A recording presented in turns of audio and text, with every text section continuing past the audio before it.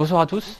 Donc, je m'appelle Christopher Maneux, je suis ingénieur dans les équipes Azure avec des collègues. Et ce soir, je vais vous parler d'inclusive design, qui pour le coup intéresse, comme son nom l'indique, tout le monde, quel que soit son rôle de produit ou de service, que ce soit développeur, UX, a fortiori, chef de produit, chef de projet, etc. Ça concerne tout le monde.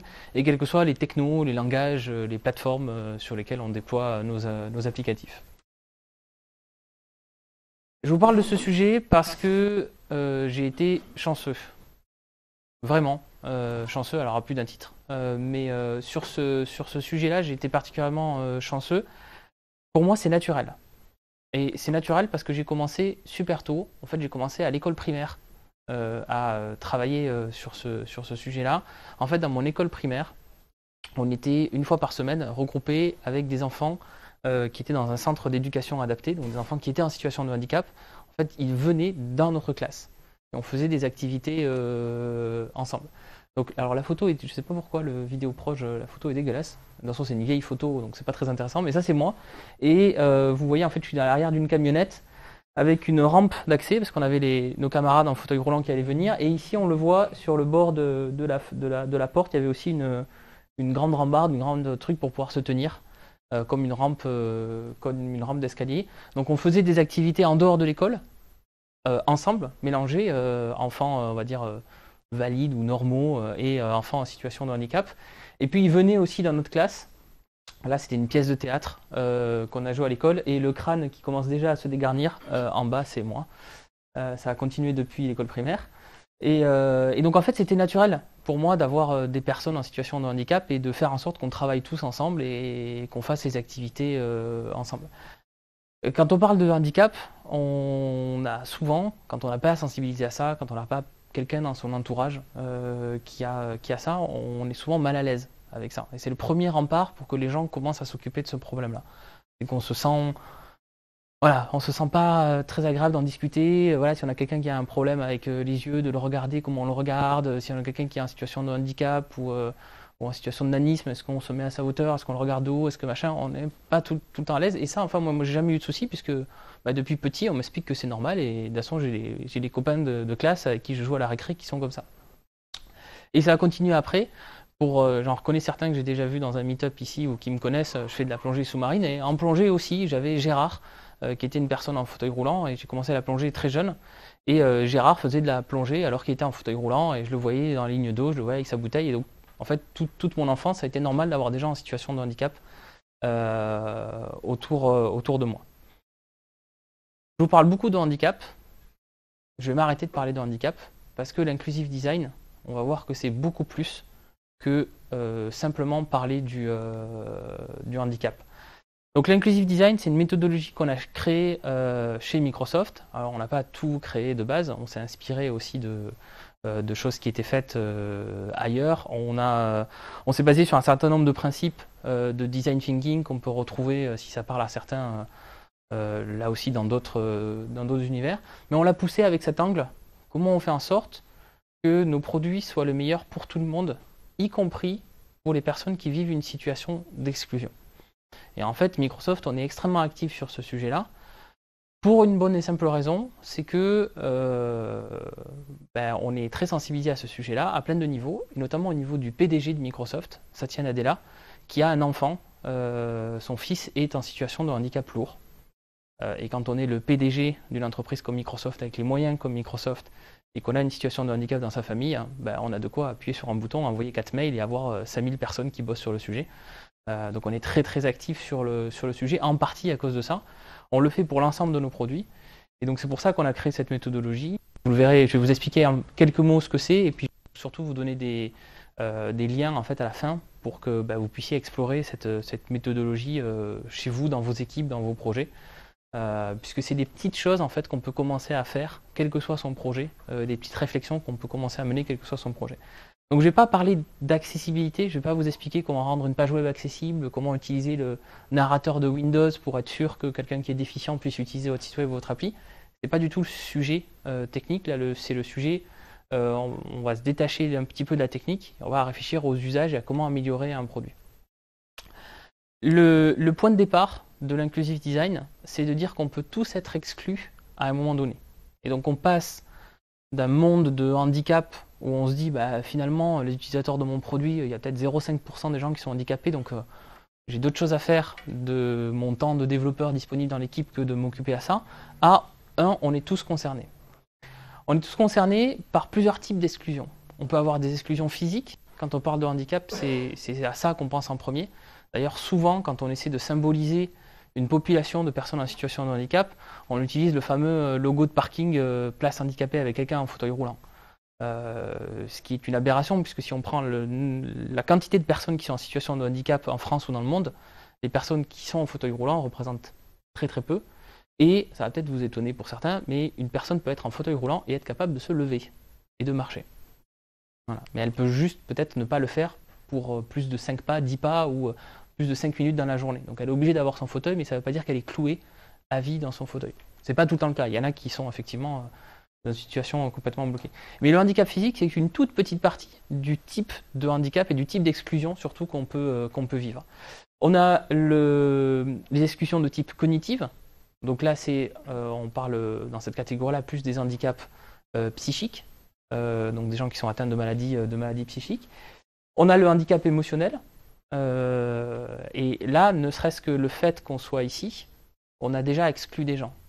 Parce que venir, même si vous ne prenez pas la parole, vous pouvez soumettre sur Speakerall vos idées pour être à ma place, mais même si vous venez ici, ça veut dire que vous acceptez d'être dans un groupe, d'avoir une relation sociale avec des gens que vous ne connaissez pas.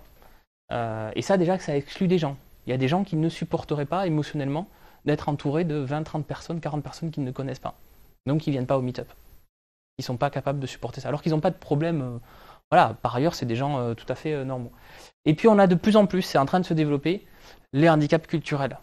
On vit dans une société qui évolue beaucoup, avec des normes qui évoluent beaucoup, et des choses qu'on pouvait faire en France, des blagues par exemple qu'on pouvait faire en France il y a 10-15 ans, passeraient plus du tout aujourd'hui. Des blagues qui passent aujourd'hui encore en France, vous allez aux États-Unis, ça passe pas du tout. Je discute assez régulièrement avec des collègues qui travaillent comme moi avec des équipes qui sont dans des équipes remote et donc avec des collègues aux États-Unis. Notamment un qui a beaucoup d'humour, il ne peut pas avoir son humour quand il est à Seattle, ça passe absolument pas. Il se ferait virer, il fait une blague ici, tout le monde rigole autour de la table, il fait la même blague aux États-Unis, il se fait virer. Et donc ça, c'est en train de se développer de plus en plus. Donc déjà, le premier point, c'est de se dire qu'on a tous plus ou moins des types d'exclusion qui peuvent sur lesquels on peut être concerné. Ça, c'est une première chose. Et la deuxième chose, c'est la temporalité. Quand est-ce qu'on est exclu? Quand on s'occupe de ces sujets-là, on pense souvent... j'ai raté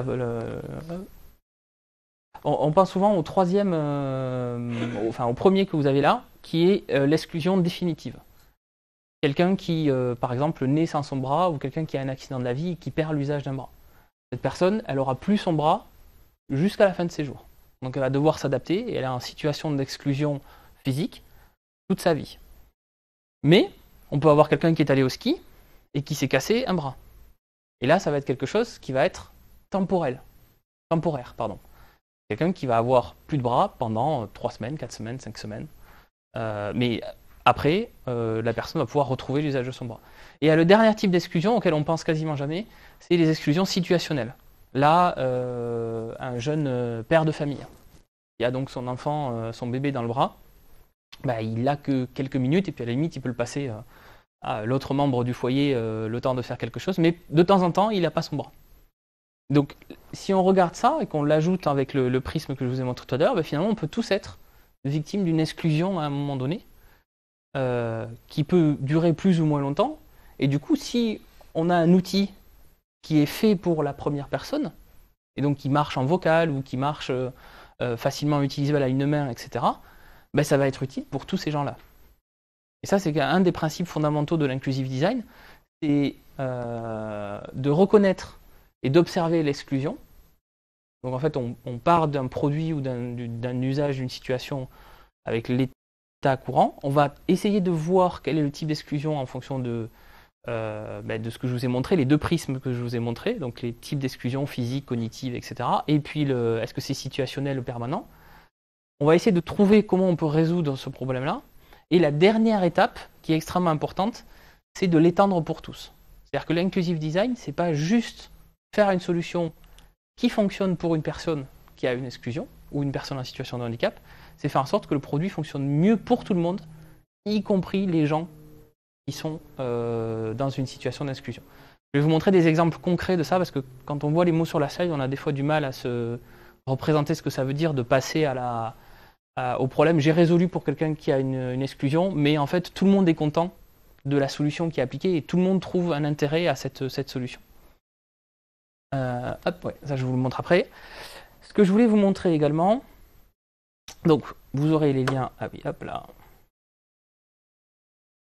Vous aurez les liens, hop, pardon. Alors ça, oui, effectivement, la vidéo a tout cassé du coup. Hop.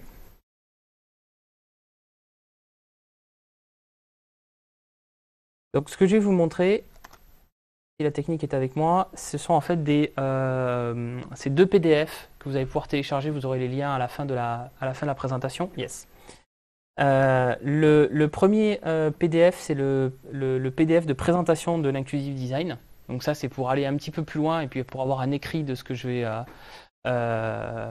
vous ai dit. Vous aurez les slides de la présentation, mais vous avez vu, il n'y a pas grand-chose d'écrit dessus. Donc là, vous avez un peu plus de lecture pour comprendre un petit peu ce que c'est l'inclusive design et les différentes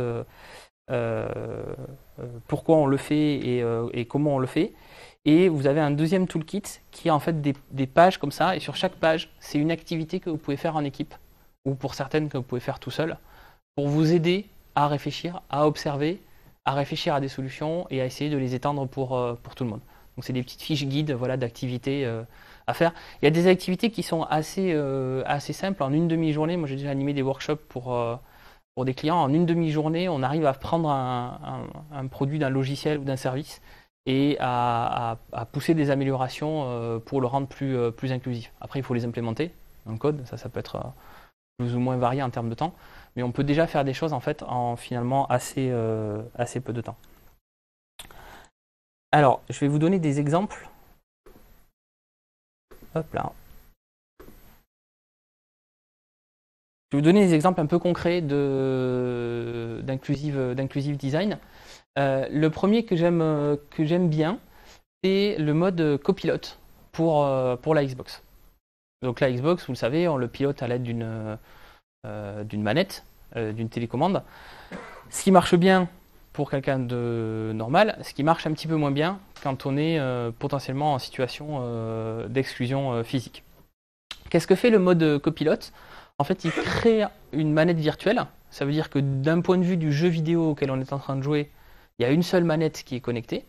Et ça fonctionne avec n'importe quel jeu vidéo qui est utilisé sur la Xbox. Mais d'un point de vue physique, en fait, on a associé deux manettes pour contrôler cette manette virtuelle. Et en fait, on va pouvoir dire, sur la manette de gauche, le joystick de gauche plus les flèches directionnelles, elles sont utilisées, le reste des touches et les gâchettes qui sont à gauche sont utilisées, et le reste des touches n'est pas utilisé. Et à l'inverse, sur la manette droite, le joystick de gauche et les flèches directionnelles de gauche ne fonctionnent pas, et c'est celle à droite qui fonctionne. Alors pourquoi on fait ça ? Parce que typiquement, si on est quelqu'un en fauteuil roulant qui ne peut pas trop déplacer ses bras pour X raisons, en fait on peut avoir une manette dans chaque main, et finalement jouer à la Xbox avec une seule manette, sans bouger les mains.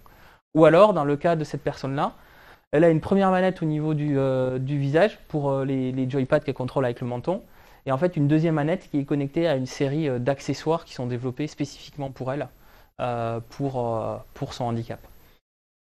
Et ça, vous avez peut-être vu, on a sorti une manette spécifique pour les personnes en situation de handicap, une manette Xbox accessible, avec deux gros boutons et tout un tas de connecteurs. Mais en fait, ça, c'est la V2 de ce design. Le copilote, c'est que du logiciel, finalement. C'est juste le driver qui récupère les deux infos des contrôleurs et puis qui dispatche ou pas les informations. Donc sans connaître le code de la Xbox, on imagine quand même que c'est pas très très compliqué à développer, et pourtant ça rend le produit déjà beaucoup plus inclusif. Et après on a créé une manette physique, là ça nous a demandé plus d'efforts, et donc c'est une manette physique qu'on a sortie qui a l'avantage en fait d'avoir plein de connecteurs, parce que les personnes en situation de handicap, et là en l'occurrence physique, ont déjà plein d'outils en fait qu'elles utilisent pour pouvoir utiliser l'ordinateur, etc. Plein de contrôleurs très spécifiques, de joysticks qui sont très gros, qui sont adaptés à leurs différentes problématiques. Et donc en fait, on peut connecter ces périphériques qu'elles ont déjà sur cette manette adaptive Xbox pour qu'ils puissent jouer. Donc ça résout le problème pour des personnes qui sont victimes d'une exclusion physique, et en l'occurrence ici, une exclusion physique qui est permanente. Mais cette fonctionnalité peut être aussi utilisée dans d'autres circonstances. Par exemple, là, c'est un père et une fille qui jouent tous les deux au même personnage dans un jeu vidéo, mais ensemble. Chacun a un morceau de la manette, l'un le dirige, l'autre envoie les actions. En fait, ils contrôlent ensemble le même personnage dans le jeu vidéo, ils jouent ensemble. Et donc finalement, c'est une nouvelle manière de jouer aux jeux vidéo qui n'a rien à voir avec le handicap. Aucun des deux est en situation de handicap ou d'exclusion. Mais par contre, ils peuvent découvrir de nouvelles expériences. Donc ça, c'est pour vous montrer voilà, un exemple de... On est parti d'un problème, on a reconnu une exclusion, on a développé une solution, et on fait en sorte qu'elle soit applicable à des personnes qui ne sont pas à l'origine victimes de cette exclusion. Et puis, l'autre exemple que j'aime beaucoup, c'est celui-là, parce qu'il est partout dans notre vie courante, et personne ne sait qu'à la base, ça a été fait pour résoudre un problème d'exclusion. Alors, c'est pas le verre, c'est pas le café qu'il y a dedans, c'est pas la cuillère, c'est la paille coudée. La paille coudée, ça a été créé par Joseph Friedman pour sa fille Judith, qui n'arrivait pas, en fait, le verre est en haut et posé sur une table haute, elle n'arrivait pas à boire son milkshake. Et donc, il a pris une paille, il a enfoncé une vis dedans, ce qui a fait la petite forme qu'on connaît tous là sur le coude de la paille. Il a bricolé ça, il lui a donné, il a vu que c'était utile. Et puis derrière, il a réussi à développer ce produit-là. Aujourd'hui, tout le monde utilise ce type, quasiment tout le monde utilise ce type de paille. Et on n'est pas en train spécialement de penser qu'on est en train de d'utiliser un truc qui a été fait pour des personnes handicapées. On utilise un objet de la vie courante. C'est un peu l'exemple ultime d'inclusive design, parce que plus personne ne sait qu'à l'origine, ça a été fait, conçu pour résoudre un problème d'exclusion. Voilà. Petite note, je vous invite à ne plus utiliser des pailles en plastique pour protéger l'environnement, mais ça reste un très bon exemple d'inclusive design que tout le monde connaît et que personne ne connaît, ce qui est un peu le but ultime de...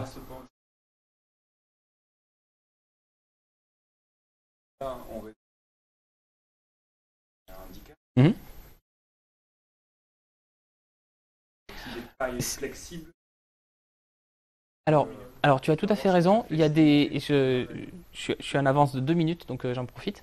Il y a des states aux États-Unis qui ont interdit les pailles en plastique. La France est en train de suivre le même chemin. Il y a des pétitions qui ont été créées par des personnes en situation de handicap parce qu'elles ne peuvent plus aller à Starbucks, par exemple, aux États-Unis. Elles ne peuvent plus aller à Starbucks parce qu'ils ne distribuent plus de paille et que donc elles ne peuvent plus boire leur boisson. Donc effectivement, ça crée un vrai souci pour certaines personnes en situation de handicap, ne plus avoir de paille en plastique coudée ou qu'on puisse tordre un petit peu, c'est effectivement un même problème. Et les pailles qu'on fait en fibre de bambou, en métal, il y a des pailles en métal aussi, où il y a des pailles plastique métal, moi je ne dois pas l'avoir sur moi, mais j'ai une paille rétractable en plastique métal, elle est effectivement toute droite, mais parce que les gens ont oublié l'origine de ce truc-là, et s'attaquent à un autre problème, le problème de l'écologie, sans regarder ce problème-là en particulier. On est aujourd'hui dans l'entre-deux, dans une situation qui est pire que celle d'avant pour ces gens-là. Pas du plan de l'environnement, mais pour ces gens-là. Donc il y a un vrai débat aux États-Unis, il est là. En France, comme on est en phase d'interdiction, il n'est pas encore arrivé. Mais effectivement, il y a un vrai souci à ce niveau-là. Voilà, c'était une petite introduction, mais c'était plus pour vous sensibiliser au sujet et puis pour vous dire qu'il y avait des choses à faire et des outils qui existaient pour pouvoir commencer à travailler et tous, quelle que soit notre activité sur ces sujets-là. Vous avez 3 liens, donc les slides, je vais les mettre dès que j'ai fini la présentation, donc vous les aurez ce soir. Il y a le site Microsoft Inclusive Design, où vous pouvez télécharger les petits livrets PDF que je vous ai montrés. On a un module sur Microsoft Learn, donc ça c'est une plateforme qu'on a sortie il y a quelques mois, une plateforme d'auto-formation entièrement gratuite sur tout un tas de sujets. Donc il y a beaucoup d'Azure, Cloud de Microsoft bien sûr, mais il y a aussi quelques sujets, notamment comment créer une application Windows inclusive. Donc avec du texte, des petites vidéos, un TP, donc c'est un moyen aussi de découvrir ce sujet et de vous essayer à ce sujet. C'est tout pour moi. Merci de m'avoir écouté.